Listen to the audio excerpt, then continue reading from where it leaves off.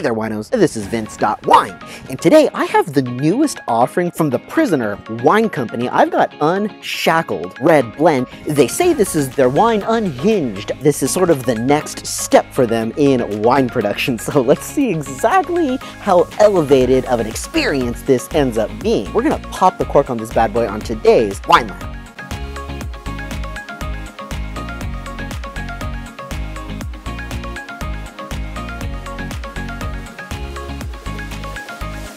Hey, thanks for joining me. And before we get started today, if you want to be a winoceros, hit subscribe on this channel to become a wino today. I'll put out new videos every single Saturday, so be sure to hit that bell icon to stay notified for more great wine content.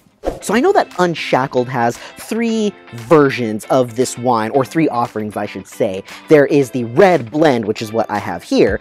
I believe there is a Cabernet Sauvignon, or is it Zinfandel? I can't remember, we'll find out. And then I know there's a Rosé as well. I kind of wanted to do the Red Blend because the Prisoner is a red blend. So I just wanted to see what really is the difference here. How elevated, how new, how different is the direction of this wine. I have no idea what to expect as far as quality or any change in the whole concept or winemaking behind this wine. So I'm really excited to see exactly why it's different, or is it just another dynamic label? This reminds me of one of those like lock things that they have. What? Oh, duh, Unshackled. I kind of just got that. But it's definitely like one of those locks where you have to match up all the letters to open it here. And I don't know if those jumbles of words mean anything or if that's just part of the design. But then it does say California, 2018 vintage, Unshackled Red Blend. So definitely playing on their theme of being a prisoner and unshackled and all of those sort of terms that just have to do with their sort of motif. And not much more than that. It doesn't give you any wine information on here, basically only saying 14.5% alcohol. Okay, due to the lack of info that I have, let's dive into the website and see if we can learn anything else, and then we'll pop the cork. Again, the website sort of unlocks for you, and here we have the Unshackled wines, and right away you can see the three offerings that they have. So what are they exactly? Let's see what we can learn here. Made for those looking to break free from convention, stereotypes, and perception, but it doesn't quite say how it does that. But here it is, made from the Prisoner Wine Company. So let's go ahead and kick off to the wines. So right away it gives some tasting notes. Okay, it does. The Red Blend tells you, so it is gonna be a Zinfandel-led blend, and I know the Prisoner is a Zinfandel-led blend, so this was a really good wine for that comparison's sake, and super curious to see how they're going to compare and contrast. So it is Zinfandel, also has Malbec, Petit Syrah, Syrah, and Grenache, so this is a mutt of a wine, and it's from all over the place. It's from Monterey, San Benito, Paso Robles, Lodi, Sonoma, Dry Creek. It's from everywhere in California. 10 months in barrel, 30% new French oak and American oak. Okay, and just for my curiosity, what else do they provide here? So it is a cab. I was right about that. They do 100% cab here. Oh no, it's not 100%. Cab Sauv, Petit Syrah, Syrah, and Merlot. Also made the same way in the oak, and also from all over the place, just sort of sourced from classic AVAs for these specific varietals, I'm sure. And then the rosé, and it does say the rosé composition as well. It's Pinot Noir, Syrah, Grenache, and Mourvedre. So almost a GSM style, but it's got that Pinot just to add elegance and softness to it, or so I assume. I haven't actually tasted it. So, okay, is there anything else about this? Let's go to the About section. I'm just trying to see what they have to say for themselves. So it says, the latest from the Prisoner Wine Company, Unshackled, is set free to make its mark on the world. This is all marketing. This isn't telling me what they're doing differently. Is this a new wine director? What's happening here? We've liberated the fine wine experience for all to enjoy, yada, yada, yada, each varietal, yada, yada, daring, blah, blah, blah, Unshackled's potential, pleasure, blah, blah, blah, blah, blah. Okay, let's unlock this experience for ourselves. Okay, let's get this bad boy opened here.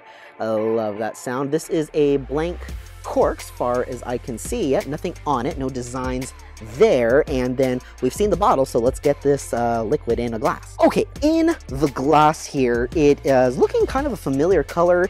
Just from pouring, it does look a little lighter than what I'm used to. And just from leaning it over my hand, it's pretty clear and I can actually see right through it. So the concentration isn't crazy deep. Yeah, that viscosity looks kind of medium here. I'm not getting a whole lot of legs on that, maybe medium minus. So hopefully this is gonna be a rich, full mouthfeel. Let's go ahead and take the nose. I shall volatilize the esters and open up those aromatics.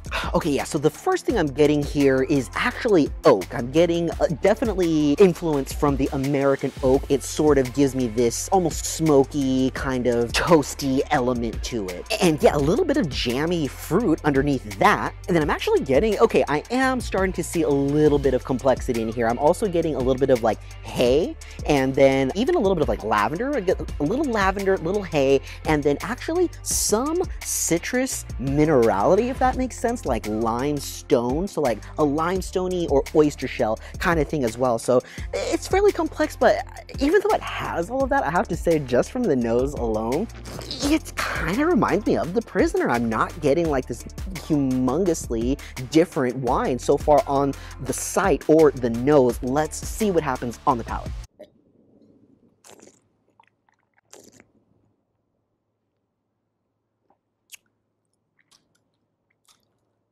For being unshackled, I still feel pretty chained to The Prisoner. This is exactly what I expected and what I hoped it wouldn't be, but yeah, for being unshackled, this wine is still very chained to The Prisoner. Fair amount of residual sugar, good amount of oak. It's meant to be fruity, in your face, with a big sort of mouthfeel on there, but it's definitely not overly complex. This is about the oak and fruit and sugar. Medium, long, fin. I'm not impressed by this. I don't want to talk about it anymore.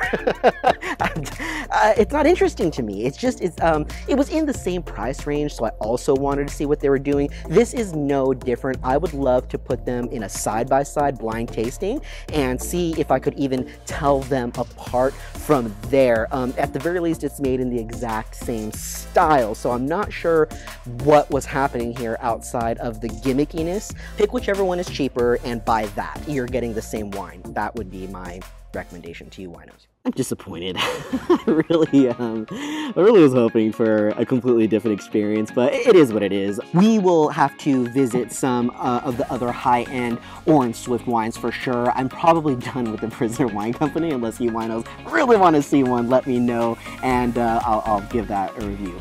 Otherwise, if you enjoyed what you saw here today, please leave me a like. That helps so much. Don't forget to share this video with your wine friends. And until next time, winos, drink safe and drink well.